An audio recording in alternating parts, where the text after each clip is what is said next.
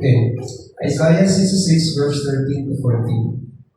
As one whom his mother comforted, so will I comfort you, and you shall be comforted in Jerusalem. And when you see this, your heart shall rejoice. Ito ang pinaka-nais ng Diyos, na ang puso natin ay magalak. Kung ang puso mo ay punong-puno ng kabigatan, problema, alalahanin, tandaan mo, may kagalakan na galing sa Panginoon. Kailangan mo lang itong makita. Yung kanyang pag-aaliw. You shall be comforted in Jerusalem, sabi. Okay. And your bones shall flourish like an herb, and the hand of the Lord shall be known toward His servants. Hindi yung power of the Lord ang makikita natin, kundi yung kamay ng Panginoon. At yun ang nais na ipag-usapan sa gabing ito. Now, Isaiah 66 yan, then we also have another picture na binibigay ng Diyos sa isa pa ng prophet, yung kasunod ng prophet, which is Jeremiah. So let's open Jeremiah 18 verse 1. Now this is the message, or when the Lord speak to Jeremiah, verse 2, ang sabi na kay Jeremiah, bumangon ka, arise, at pumunta ka doon sa bahay ng nagpapalayok. Go down to the potter's house, and there I will cause thee to hear my words. Ang mensahe nandun sa bahay na nagpapalayok. Verse 3, Then I went down to the potter's house, pumunta ako dun sa bahay na nagpapalayok, or namamayok.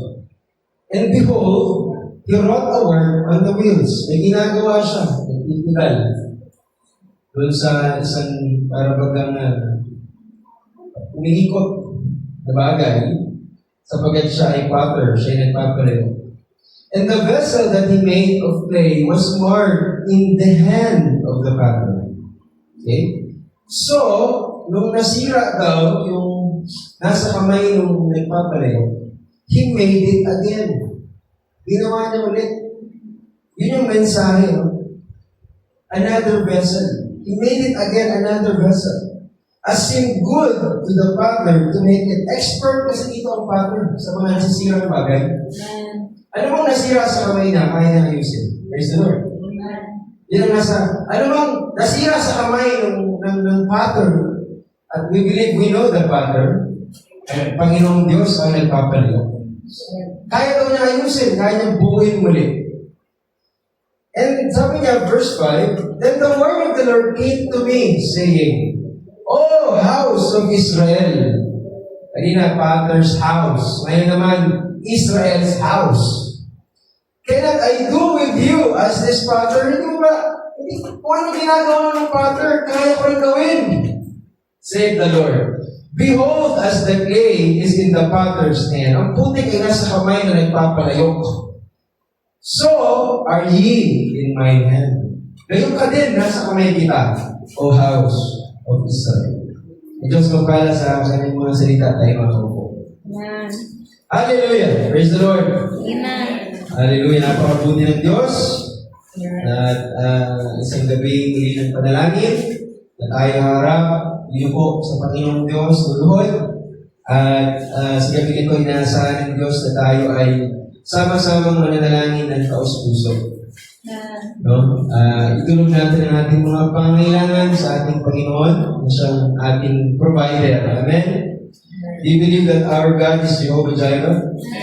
Do you believe that He is providing our needs, actually? And His grace is sufficient, sapat-sapat. Hallelujah. Ito ninyo na may dalawang imahe kung paano ang dalawang propeta nito binigay ang larawan ng kamay ng Diyos. Sadya mo kayo? Gusto natin ipakita yung larawan ng Diyos sa magkasunod na prophet na ito. Okay? Yung unang picture dito sa Isaiah 66:13-14, sabi niya, ang kamay daw ng Diyos ay parang kamay ng isang ina na kinakalinga ang kanyang anak. Nandiyan yun. As one whom his mother comforted, so will I comfort you. At later on sa 14, you will see the hand of the Lord. Ganyan daw siya. Na yun yung kumakalinga, no? Doon sa kanyang mga anak. So, sa Isaiah 66, larawan ito ng makalingang kamay ng isang ina. Okay? Now, pag tingnan mo si Jeremiah, kinausap din siya ng Panginoon, ito naman yung larawan ng isang humuhubog na kamay na nagpapalayo. Kamay pa rin. Pero yung kamay na ito, hallelujah, humuhubog. Nagsishake ng putik. No? Sa Isaiah, makikita mo ang isang kamay na kumakalinga, isang kamay na punong-puno ng compassion, I should say. No? Yung mga pangangailangan pinoprovide. No? Yung mga nawawala, binabalik, restoration. Hallelujah. Ganyan ang kamay ng isang ina. Sa kabilang banda, on the other hand, praise God, though it's the same hand, isang kamay naman na humuhubog, isang kamay na nagtutuwid kasi nabasag. Mali yung pagkagawa. Minumulti niya ulit at binabago niya ulit. Okay? As one whom his mother comforted, sabi dito, so will I comfort you. Yan ang Isaiah. Pero, as the clay is in the potter's hand, so are ye in my hand. Amen. So, ang bata o kaya ang kanyang mga anak ay, let's say, marami silang pinagdadaanan, I say, broken hearted. Okay? Hindi mainam ang kanilang pakiramdam. May kamay doon sa Isaiah na nagbibigay ng kapayapaan sa lahat ng nabibigat ang luha. May kamay na kumakalinga. At same hand sa Jeremiah na sabihin natin broken, marred, no? Pag sinabing marred, sira. May kamay din na kayang bumuo o kaya kamay din na umayos at hindi lang basta ayusin kundi gawing kapakinabang ulit. Pag sinabi kasing marred o kaya broken, hindi na maayos o kaya hindi na magamit. Pero kapag dumating yung isang kamay doon sa Jeremiah, may kamay na kayang ayusin, baguhin at magamit ulit. Okay, so makikita mo yung kamay na yun, no? So, sa Isaiah, hallelujah, nagre-rejoice yung mga lingkod because sabi ko, the hand of the Lord will be known towards His servants. So the servants rejoice. Ang mga lingkod, pag nakikita nila yung kamay kumikilos, sila ay nagagalak. Sila ay natutuwa. Sabi ng banda sa Jeremiah, mayroong mga putik na hindi naiintindihan kung bakit sila nandoon at bakit pinipressure sila, bakit sila pinipiga, bakit sila minumolde. Pero alam nila mayroong purpose yung nagpapalayo. Nagtitiwala lang sila. No? So anong connection ng dalawang ito? So meron kamay na nagko-comfort. Ang kamay ng Diyos nagko-comfort. Okay? Hindi, mga kapatid, ang kamay ng Diyos puro correction. May times na siya ay nagko-comfort. May times na siya ay umabot. Mayroong versikulo sa Biblia na mahaba ang kamay ng Diyos. Pero mahaba yun para mag-comfort, mga kapatid, at mahaba rin yun para magtuwid. Hindi rin puro comfort pala si Lord. May panahon din na itutuwid ka rin niya, ito-correct ka rin niya. God may not correct you always, and God may not comfort you always. Either of the two, God expressed His love through those ways. Nagko-comfort, nagko-correct. Pwede ba, Pastor, na ang Diyos ay nagko-comfort habang siya ay nagtutuwid? Yes. Pwede kanya i-comfort habang tinutuwid ka niya. Pwede kanya yakapin, mga kapatid. At the same time, pwede kanya yung yakap napakahigpit. Okay? Na ayaw niya ng, hallelujah, mahiwalay ka. Minsan, kailangan mong i-balance ang pag-comfort at pag-correct ng Diyos sa buhay mo. Right. No? Minsan, tinuruan ko si Hans na magsulat. And I see myself as the father, teaching his children. Kasi kailangan kong hawakan ang kanyang kamay para matuto siyang magsulat. Ayan, nagsusulat na siya. Hindi pwede masyadong mahigpit. Kasi mapipigay yung kamay nga, mga kapatid, hindi siya makapagsulat ng maayos. Hindi rin masyadong maluwag. Kasi hindi rin naman makakahawak ng maayos yung bata. So you have to know the right press para maisulat niya ng tama, mga kapatid. And ang tawag dyan ni Brother Branham, mga kapatid, na combination ng comfort and correction, ang tawag dyan, tender hand. Tender hand. Yan ang tender hand, mga kapatid. Ang tender hand of Jehovah, na naging awit na rin, no? Kombinasyon siya.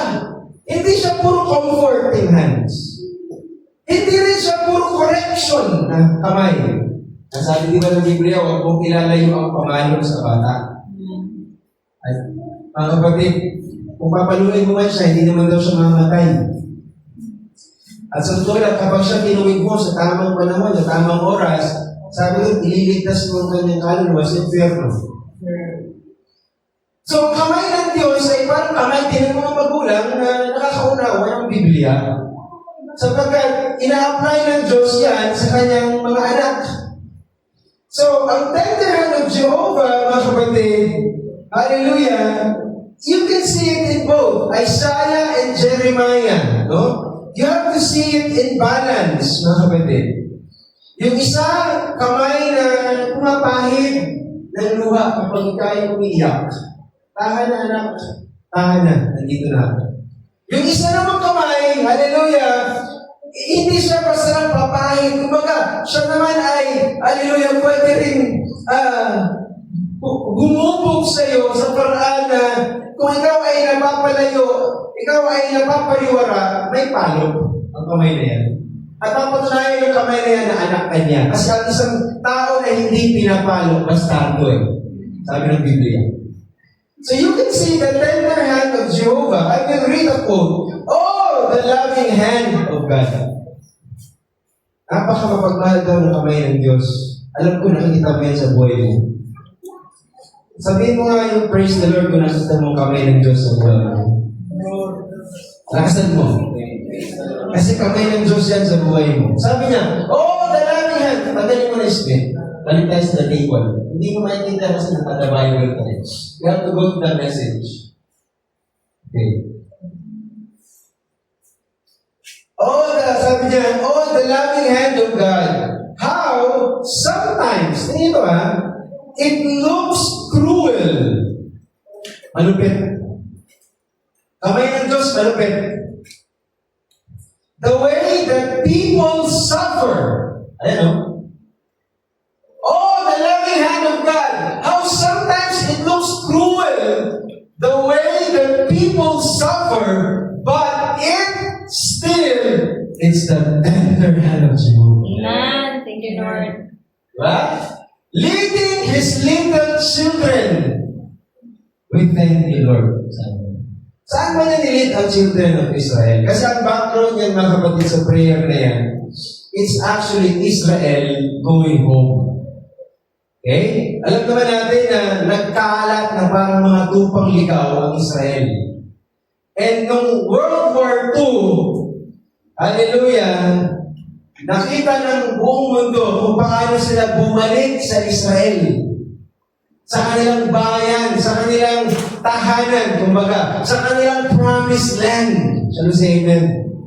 At alam niyo ba yung paraan na yan ng Diyos? Itaas mo, sis. Yan mo. As it was in Germany, up into Russia, Italy, the people raised up Josephus, Hitler, Stalin, Mussolini, ang mga yan, leaders yan ng mga bansa, hallelujah, for World War II. Manunupit yan. At yung mga yan, galit na galit yan sa mga Hudyo, na pinaglalagari ang mga Hudyo, sinusunog ang mga Hudyo, pinapatay ang mga bata maganda. Pero alam niyo ba, yan ang naging daan para sila makabalik sa kanilang tahanan. God, you got ways of doing things that we don't understand. And you press them. No home in Germany. Everything taken away from them. Also in Italy, Russia, no place to go. And they were sent back to their homeland just to fulfill the word. Amen. Kasama yun sa kanyang pangako, kasama yun sa kanyang plano na mapahirapan ang kanyang mga anak. Kasi gano'n na lang ang plano ng Diyos na ibalik ang Israel. At ganyan ang paraan ng Diyos. Kaya sinigaw niya, oh, the loving hand of God. May Hitler, may Mussolini, malulupit lang mga yan. Ang sa totoo lang, halang ang kaluluwa ng mga yan. Kung may kilala niyo may mga yan, halang ang kaluluwa ng mga yan. Pero ginamit niya ng Diyos na cruelty, kamay niya. At nakikita ito ng mga tao na parang suffering ang mga tao, naghihirap. Pero sabi ng prophet, it's the tender hand of Jehovah. Amen. Kasi walang pinaka-the best na lugar para sa Israel, kundi ang Israel. At walang ibang pinaka-the best place sa mga anak ng Diyos, kundi ang salita ng Diyos. Kaya gagawin ng Diyos ang lahat, tingnan mo ha, ang mga negatibong bagay na nangyayari sa ating buhay, para maitulak ka sa salita ng Diyos. Amen. Hindi ka umalis sa salita ng Diyos. Totoo lang, habang ikaw ay umaalis sa salita ng Diyos, mas nahihirapan ka. Right. Kasi gano'n na lang nangyari sa bayan ng Israel. Kasi ayaw nilang umuwi. Pero because of the word of the Lord needs to be fulfilled, uuwi at uuwi sila. Amen. So you can see there, that's the loving hand of God. Sana mag-sink in yan ngayon. Isipin mo mga nangyari sa buhay mo. Isipin mo mga nangyari sa buhay mo. Bakit gano'n nangyari? Parang napaka-negatibo. That all things work together for good. Amen. To them that love the Lord and the called according to their purpose. Amen. That's Romans 8:28. Pwede mo palakpakan natin ang Panginoon. Hallelujah. Praise God. Now, let's focus on Jeremiah 18. The word which came to Jeremiah from the Lord, saying, nakita mo yung kamay ng Diyos, no?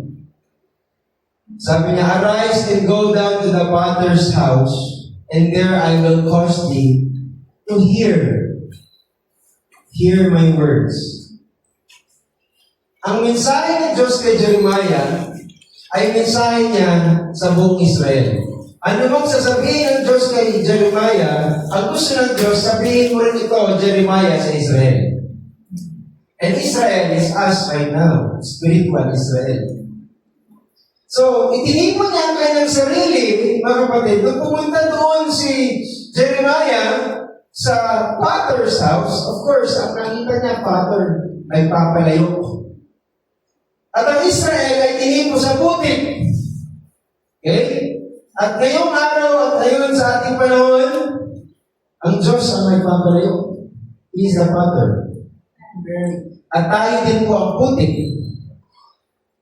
At ang Diyos, ang sabi ng Biblia, taas mo sis. Sige, ano ko konti? Para makita ko lang yung punto natin. So, are ye in mine hand? Sinasabi ng Diyos sa atin sa gabing ito, hawak kita.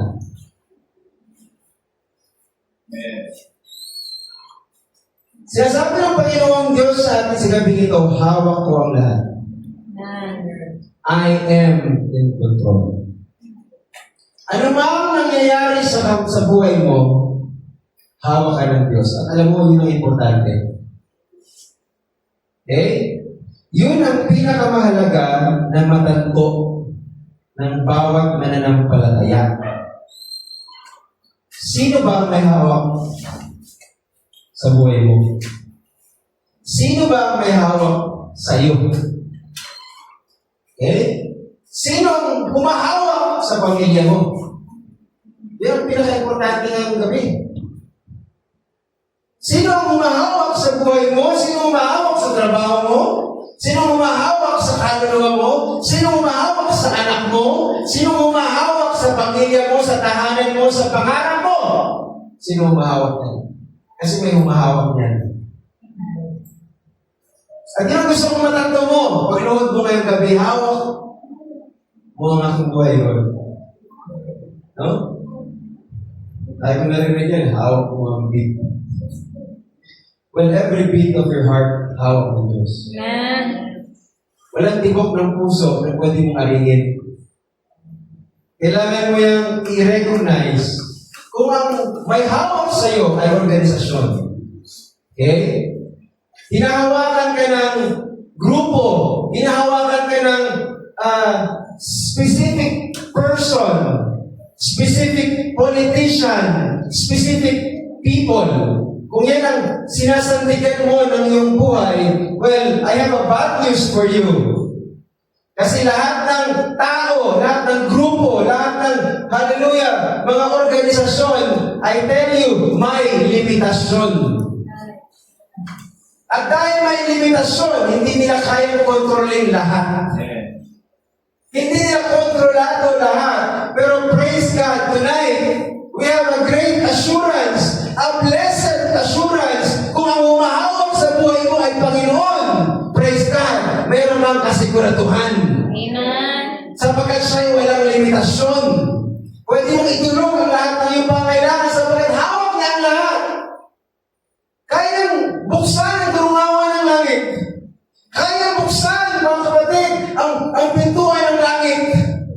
Hallelujah! Upang may provide ang dapat na pangailangan natin, mga kapatid, sa ating mga buhay. And you have to trust Him. Help us. Kailangan mo siyang pagkatiwalaan sa bagay na ito. Sabi mo kay Lord, Lord, dahil hawak mo lahat. Dahil hawak mo lahat. Pagkakatiwalaan mo. Pagkakatiwalaan. Sana magsingit yan sa puso mo. Sinasabi mo yan sapagkat yun ang pinaniniwalaan mo. You have to give the full trust. Amen. Kasi hawak na lahat. Hindi mo pwedeng, Lord, huwag mo itong pakialaman. No. In the first place, baka yung sinasabi mo, huwag mo itong pakialaman, hindi naman yan sa'yo. Pinagkatiwala lang yan sa'yo. Para pag ang tupa ni David, hindi naman yung kay David. Yun ay sa kanyang ama.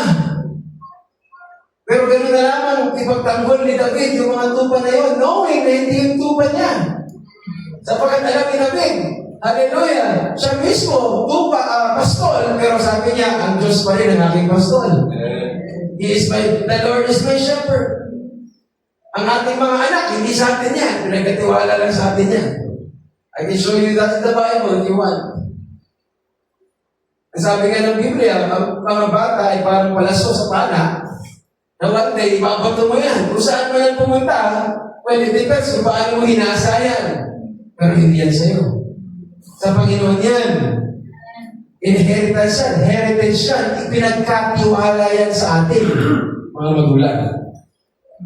So, you can see Jeremiah here is a prophet, at ang sabi ng Panginoon sa kanya, pumunta ka doon sa bahay ng, saan daw siya pumunta? Bahay ng? Ha? Father. Ano ang Tagalog ng Father? Papalayo. Nagpapalayo. Pinapapunta siya doon sa bahay ng namamalayo kasi pagpunta niya doon, may mensahe siyang makikita. Ang mensahe hindi lang basta naririnig. No? Kasi pagdating niya doon, sabi ng Panginoon, punta ka doon and you will hear. Pero pagdating niya doon, wala naman nagsalita. May nakita lang siya nakaupo. So ang hearing, hallelujah, itaas mo sis, may tayo sa taas. Amen. Ano, I will cause thee to hear my words. Then I went down to the Father house, and behold, hindi niya sinabi, I heard. Behold, ibig sabihin, nakita ko. He wrote a word on the winds. Tagalogin mo 18 verse 3 para maintindihan natin sis. 18 verse 3, tagalogin mo. Nang magkakaling, bumaba ako sa bahay ng magpapalayo, at narito siya'y gumagawa ng kanyang gawa sa pamamagitan ng mga gulong. Nakikita niyo na ba yung nagpapalayo? Di ba may pinipidal? Tapos umiikot? Tapos, hallelujah, meron siyang putik doon sa umiikot na yun. Meron siyang sinisikat. No? Tapos sinisipat niya yung bilog. Lalaputin niya yung putik. Tapos yung putik na yun ay pipinuhin niya ng pipinuhin sa kanyang kamay. Kakapain niya. Yung mga buhangin, tatanggalin niya hanggang mag-smooth yung putik. At ikay mabubuo yung putik na yun na palayok. Verse 4. At nang mabasag sa kamay ng magpapalayok ang sisidlang putik na kanyang ginagawa. Nasira yung putik. Natungisan, nagkaroon ng damage yung ginagawa niya. No? He marred. Ibig sabihin ng marred. Nasira, na-deform, na-damage yung ginagawa niya. No? There is an ongoing work na damage. Kasi, mga kapatid, pag tumigas kasi yung putik, mahirap na siyang i-molde. Ito ba kayo? At na-damage siya. At kung ang Diyos ang Father, at ang Diyos ay perfect, then you can expect Father will do a perfect work. Amen. Hindi mo pwede na ginagawa niya ay hindi perfect. Because God is perfect.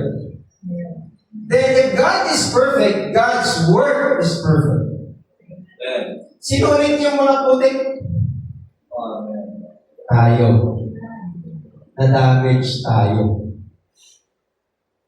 And praise the Lord, hindi ka na-damage kung saan. Na-damage ka sa kamay ng Diyos. Diba? Sabi ko sa inyo, yung pinakamaganda mapagtanto natin ngayong gabi. Oo! Hindi ka perfecto, brother. Yes, nanay, hindi ka perfecto. Pero tandaan mo, nasa kamay ka na nagpapalayo. Nabasag ka, nasira ka, nadumisan ka. Pero ang pasya ng palayok, nagpapalayok, yung Father, gumawa siya uli ng ibang sisidlan. Na minagaling na gawin ng magpapalayok. Ibig sabihin, kung gagawa siya ulit, sinisigurado niya perfect.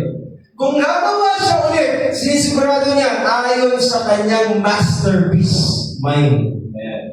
Ibig sabihin, masters, hallelujah, work ito. No? Nakita niya yung nilikha niya, may imperfection. You know, real talk. Real talk. Ang Diyos, kakatagpuin ka niya sa pinakapunto ng buhay mo na sira ka. You are not perfect. That is the hour of your life that you are broken. You are not in good shape. Pag sinabing broken or broke means walang-wala. Pag sinabing broken, ang dami mong mga problema sa ugali, ang dami mong problema sa emosyonal na katangian, ang dami mong problema sa mental, hindi ka naiintindihan, ang dami mong utang, broke kasi utang yan. Ang dami mong mga flaws sa buhay. Hindi ka perfect, pero uulitin ko sa iyo, He made it again another vessel.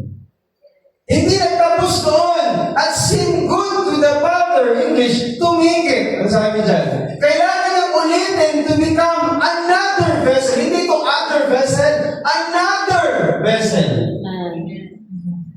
Another. Ibig sabihin mga kapatid, yung unang pagkakamold sa Kanya, hindi yan yung purpose talaga doon eh. Nasira yun eh. So kailangan niyang i-remold eh. No? Type ito ng new birth. Type ito ng pagkasilang na muli or pagiging born again. No? Natapos na pero may mali sa pagkakagawa. It was marred. So uulitin niya, ang gagawin doon is pupulpusin ulit, dudurugin ulit para mabuo niya ulit. Pero pag binuo niya ulit, ito yung pinaka-masterpiece na niya. Hindi na ito katulad ng dati na hindi perfect.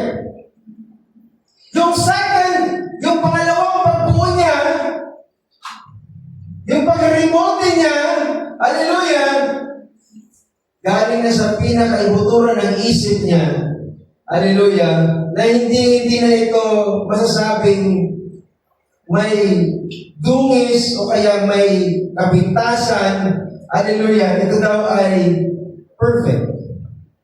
Walang kapintasan. And the same principle, pag ang tao gawa sa putik, saan tayo gawa? Alabok, putik. Gusto tayong buuin ng Diyos. At hindi mo yung desisyon. Hello? Amen. Desisyon ng Diyos. Nagdesisyon ka lang kasi nagdesisyon ng Diyos. Totoo lang. Hindi mo desisyon na buuin ka ulit ng Diyos. Desisyon ng Diyos. Pero walang sino mang pwedeng magyabang.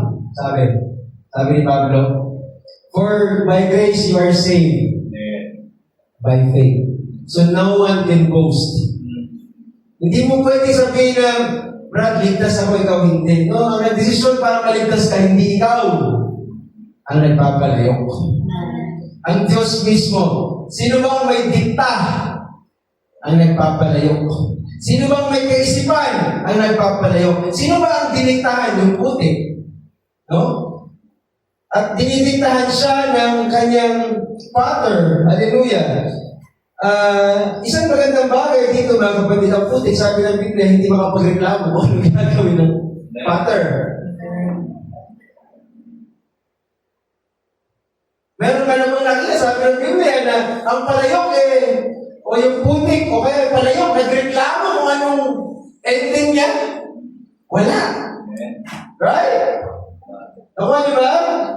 Wala sino mong pwedeng magreklamo, mga kapatid. Kaya, tigilan natin magreklamador.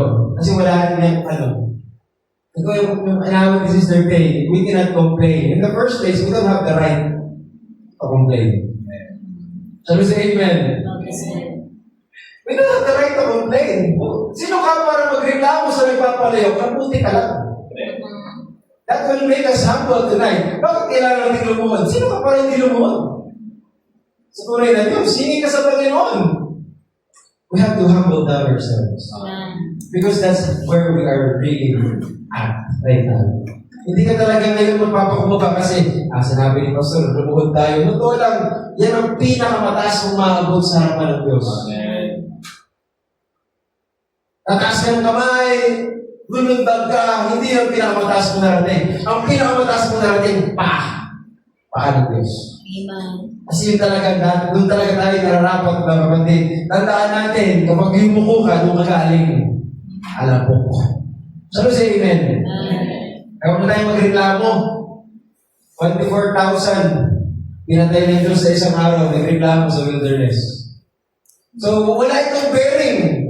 Kaya matuto tayong magpaubaya sa ating naghuhulma sa ating Panginoong Diyos. Sabi mo nga, Lord, magpapaubaya na ako. Ibig sabihin, magpapahulma na ikaw. Ibig sabihin, magtitiwala ka na. No? Ang kumpiyansa mo, wala na sa iyo, nasa Panginoon na. So, ang pagkanta mo, hindi niya kaya magpaubaya sa kalooban ng Panginoon. May doubt pa rin, takot pa rin. Ibig sabihin, may reservation pa rin. Kaya po sinabi ni Lord, mag-alay ka ng awit. Kasi Lord, mag-alay ka ng awit. Magpatotoo ka. Diba? O sinabi ng Diyos na ikaw ang mag-song lead, ikaw ang mag-pray, wala tayong karapatan. Magreklamo. Totoo lang. Sapagkat totoo, putik lang tayo na hinuhulma. Nandiyan ba kayo? Eh sabi ni Brother Branham, whatever the Father wants you to do, go do it. Amen. Napakalinaw. Whatever the Father wants you to do, hindi siya titingin sa galing, hindi siya titingin sa hindi magaling. Ang titingin niya yung kalooban niya, hindi na malusunod. Whatever the Father wants you to do, go do it. Go do it. Sabi ng prophet, I stopped meetings where thousands were setting. Walk right out to follow the leading of the Holy Spirit. Never one time has it failed. Ang dami ng kumating! Ang dami ng dumalo! Libo-libo! Diyos, umalis ka dyan. Hindi siya kasi men pleaser. Woo! Amen. Kung hanggang ngayon, men pleaser ka pa, then you miss the point. I'm not here to please any one of you. To be honest with you. I don't care kahit ilan lang kayo. Nandito ako para sundin ang kalooban ng Panginoon. Amen. Because I never want to serve men. I've done it many times. Totoo lang. I'm not a men pleaser type of person. Bahala ang Diyos sa gawain na ito. Ang gawain na ito, hindi ko ito gawain. Hello? Gawain ito ng Diyos. Kung nandito ka para purihin ng Diyos, eh nandito rin ako para purihin ng Diyos. Kung nandito ka para lumuhod, humingi ng pabor sa Diyos, paglingkuran ng Diyos ng buong puso, then we are the same place, mga kapatid. Ganun din ang gusto kong mangyari. Hindi ko pang magpakitang tao lang. That's the point. Lahat tayong putik lang. Inuhulman ng Panginoon. Ito ba kayo? So we cannot really, hallelujah, boast. Because when we come on our brokenness, lahat tayo pantay-pantay. Lahat tayo kasi makasalanan. Ito ba kayo? Wala sino man sa atin ang pwede magmayabang. Yung clay, pag hinulma yan, amen, at nakita ni Lord, may dungis yung clay na yun, at tumigas na, nahulma na. Wala siyang way. Hindi niya kasi pwedeng palitan. Hindi siya pwedeng kumuha ng ibang putik. Same. Yung same na imperfect, yun ang binasag niya, tumigas na eh. Kailangan siyang masagin ulit. At alam mo ba, yun ang tinatawag na painful part. Yung tinatawag na breaking experience. Nandiyan mo kayo? Sabihin mo, breaking experience. Breaking experience. Pagbasag. Isang karanasan na binabasag ng Diyos ang kanyang ginawa para makagawa siya ulit. At saan nangyayari yun? Sa Father's house. Because the Father's house is the message. Kailangan mo pumasok sa Father's house at doon nakita ni Jeremiah na may minumonte at kinakausap siya ng Diyos na kung ano yung nakikita mo, yun ang mensahe ko sa'yo. Hindi rin natatapos sa simbahan ang pagmumonte. Pwede kayong monte ni Lord sa labas. Ano ba kayo? Dito sa simbahan, kumukuha tayo ng instruction from the Lord. Right. I appreciate all of you na narito ngayong gabi sa biyaya ng Panginoon. Hindi ba humabol pa? At mamaya, uwi kayo ng madilim. Medyo hindi ka nagtagandaan na talagang napakaliwanag. The Lord appreciated. Amen. You need to go, because you have to go to the Father's house to get instruction. No? To feed your soul. At alam ko, hindi kayo bibigoy ng Panginoon. Amen. No? Yun ang mensahe niya. Sabi niya, kayo ngayon ay nasa kamay ng Panginoon. Ano nakikita ni Jeremiah? Ganun pala. Putik pala kami. At meron kami may mangyayari sa Israel. Babasagin sila ng Diyos. Dadanas ang Israel ng breaking experience.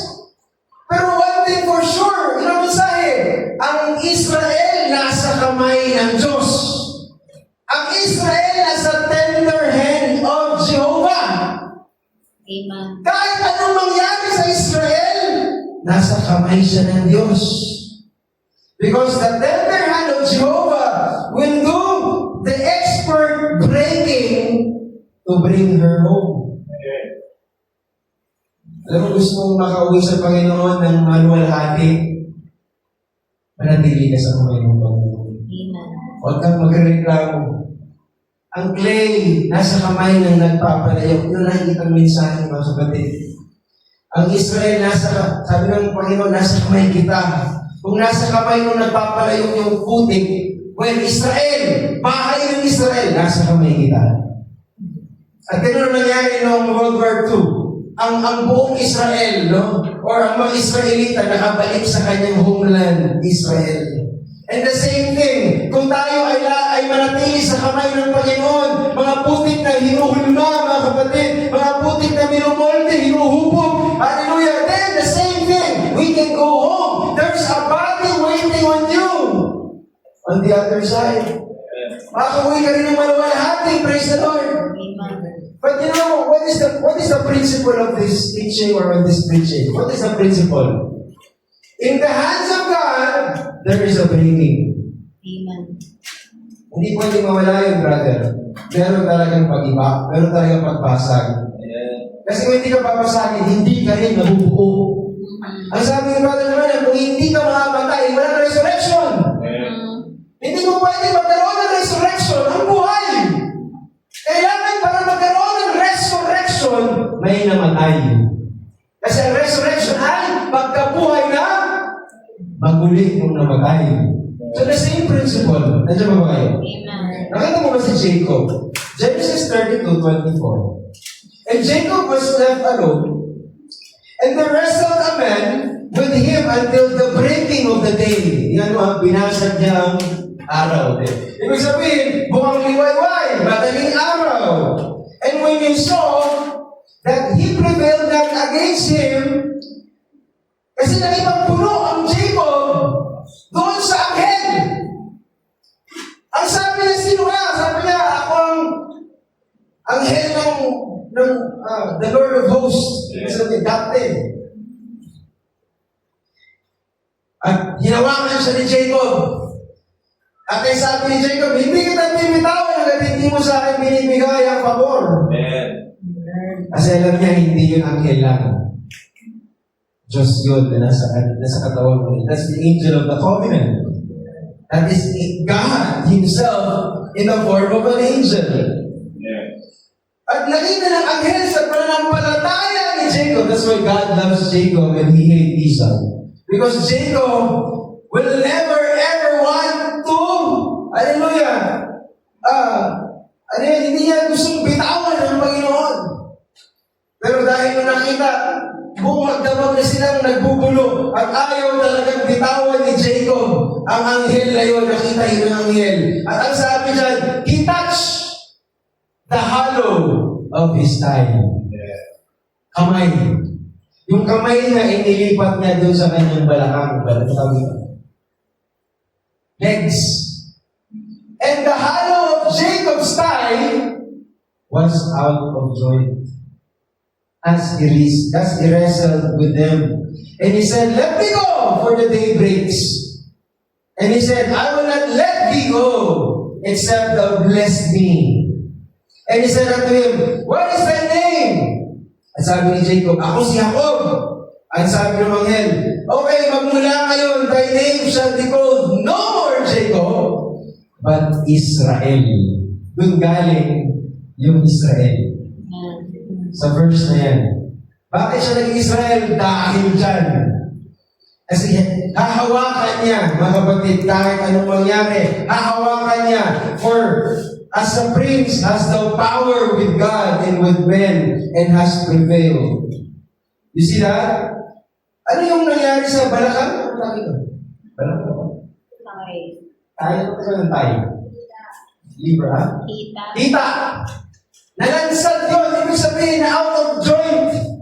Yung buto niya para magang binalian. Ano ba kayo? Nangyari ito upang igawad sa kanya yung alam naman natin bakit ginawa yan. Kasi unang-una,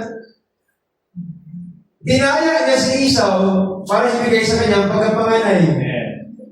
And think about this. Tingnan niyo ha, nakuha niya yung pagkapanganay. Dinala niya si Isaac eh. Sabi ni Isaac, ikaw ba si Esau? Oo, kasi parang boses mo. Hindi ko. Pero amoy mo eh, Esau, bilang na kasi si Isaac eh. Dineklara ni Isaac, dahil nadala niya si Isaac eh. Binibigay ko sa iyo ang pagkapanganay. Right? Pero, tingnan mo ha, tingnan niyo ito mabuti. Na ang deklarasyon, earthly declaration ng pagkapanganay na kay Jacob na. Pero bakit may takot pa rin siya kay Esau? Kasi hindi sapat ang earthly declaration ng pananampalataya mo. Kahit sabihin ng mga tao, okay, ikaw, Kristiyano ka na, ikaw, message believer ka na, earthly declaration lang. Pero bakit parang, ligtas ba ako? Kahit na madeklaraan ng pastor, mabautismuhan ka sa pangalan ng Panginoong Yesus, masabi na, uy, banal ka na, sigurado ako, Kristiyano ka na, matatawag ka ng Kristiyano, pero bakit mayroon pa rin? Kasi mga kapatid, kailangan mo nung naranasan ni Jacob, experience, breaking experience. Amen. Kailangan mong makapagpuno ang Panginoon, makipagpuno ka sa Panginoon, hand to hand, at matouch ka ng kamay muli ng Diyos, at kailangan para mabago yung iyong pangalan, para ikaw ay maging totoong Kristiyano. No, ako'y Edson, pero totoo lang sa harap ng Diyos. Hindi ka talaga Edson, hindi ka talaga Berting, may pangalan ka talaga doon. Amen. Ikaw lang nakakalam. Pero kailangan mong mabasa, kailangan mong mabalian din. Amen. Kailangan mong magkaroon ng experience na mabalian sa pamagitan ng kamay ng Diyos. Sapagkat pagkatapos nung nabago yung pangalan ni Jacob, and sinasabi ko sa inyo, hindi na pareho yung lakad ni Jacob. Iba na siya maglakad. Amen. Pero yung lakad na yun, nasa kalooban na ng Diyos. Amen. Help us, Lord. Nawala na yung lakad ni Esau. Sapagkat hindi na lang ito earthly declaration. He received the divine declaration from heaven. Amen. You are no longer Jacob. You are now Israel. Nandiyan ba kayo? Amen. Kailangan ng isa pang experience. Hindi lang ito natural na pagpapasya ng sinuman. Sa tulad ng mga anak ko. Yes! Maaari yun. Anak ng pastor yan. Pero walang garansya. Walang assurance yan. Anak ka man ng deacons. Anak ka man ng trustee. Dahil ko sinasabi sa Angeles, wala akong pakialam kung anak ka ng ganyan. Kailangan mong magkaroon ng breaking experience. Amen. At minsan sa akin siya galing. Kaya talagang pag ako nagsaway, masakit. No? Talagang, hallelujah. Sapagkat gusto natin ma-realize nila, it's not enough to be called a message believer in this church. Lord. Maghanap ka pa ng mas mataas na karanasan. Makipagpuno ka sa Panginoon. Amen. At makita mo na sana pagkatapos mong makipagpuno, hallelujah, matagpuan mo yung isang karanasan na babago sa lakad mo sa Panginoon. Nandiyan ba kayo? No? Betrayed ng anghel ang hita ni Jacob at si Jacob nabago. Hallelujah. At yun yung bumago sa kanyang, hallelujah, pagkatao. So, yung punto na yan ang Jacob's father's house. Ito ba yun? Amen. Yan ang bahay ng nagpapalayo kasi pinasag yung kanyang, hallelujah, pagka-Jacob. Broken legs. Hallelujah. At lahat tayo dadaan sa ganyan. Mga kapatid. No? May mga darating na mga pangyayari sa ating buhay na we will realize that the Father's house is ongoing in our lives. Pumasok siya sa Father's house, alas 8:09 na, hindi ko masyado papapain. Gusto ko, maaaring ituloy ko sa linggo ulit. No? Para yung iba naman na wala dito, makarinig din.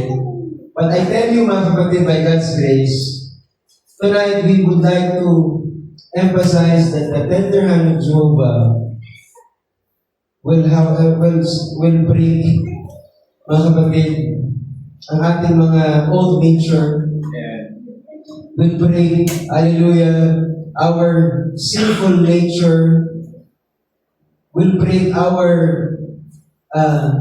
nature na minsan hindi natin ma-overcome, mga kapatid. Because God wants to manifest the greatest miracle ever. No? Ano ba greatest miracle, sabi ni Brother Brother? Sing. A sinner to save. Amen. Yes, pwede ka makakita ng naglakad na lumpo. Bulag na nakakita.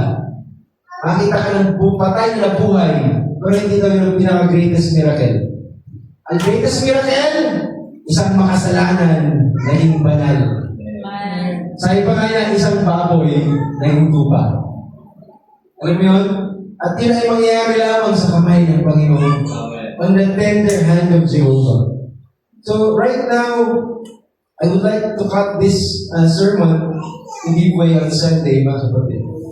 Pero we have a lot of examples in the Bible. No? Right now, I gave Jacob. There is also Paul. There is also Joseph. Lahat ng ito, mga kapatid, is sumasalamin sa ating buhay. That them who experience the tender hand of Jehovah is the same Jesus, mga kapatid. Amen. Nakikilos din sa ating mga buhay.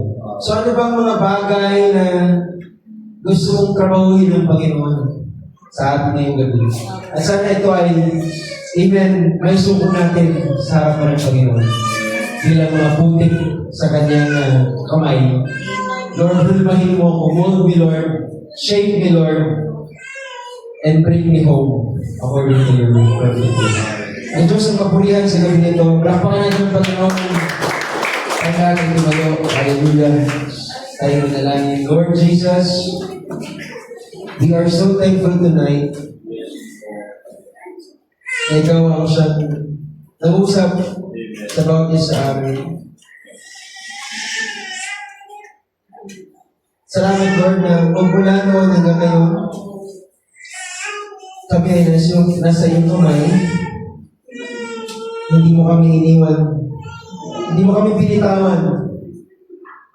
At sabi mo, Lord, walang sino mang nakasulat sa iyong kamay, mawawala. Amen.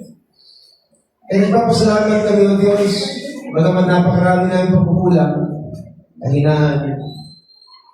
Ikaw, Lord, ay hindi kayo naman nagkulang sa amin. Amen. You take control, you take charge of everything. At Lord, may assurance kami Amen. na sa oras na ito, Panginoon, there is an ongoing work of remolding our lives into that masterpiece na gusto mo mangyari sa amin. Amen. Salamat, Lord, hindi mo kami binitawan, hindi mo kami pinagpalit kung kanino man. Hindi ka kumuha ng iba ang putik. But the same soul, spirit, and body. Hindi mo wala kang tinapon, Panginoon. Hindi ito, Lord, ay tinatrabaho mo sa oras na ito. Tapat ka, Panginoon, na sinabi mo na sino mang, ano bang sinimulan mong trabaho sa amin, yung tatapusin ito. Sa darating na, hanggang sa darating, Lord, na pag-agaw, Panginoon.